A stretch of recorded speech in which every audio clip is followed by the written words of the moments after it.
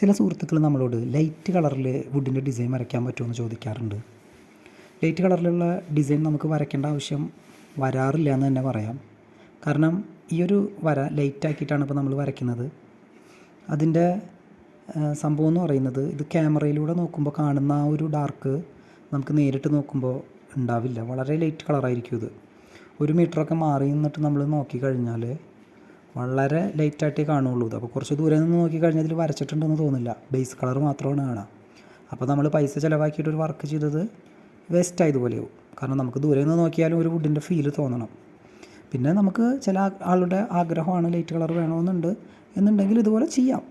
അതിന് നമ്മൾ ആദ്യം ലൈറ്റ് കളറിലുള്ള ബേസ് അടിക്കുക, വരയ്ക്കുന്ന കളർ വളരെ ലൈറ്റാക്കിയിട്ട് വരയ്ക്കുക. അതാണ് ഇതിന് പറ്റുന്ന ഒരു വഴി. പിന്നെ നമുക്കതിൻ്റെ ആവശ്യമില്ല, അതുകൊണ്ട് നമ്മൾ ചെയ്യുന്നില്ല എന്ന് മാത്രം.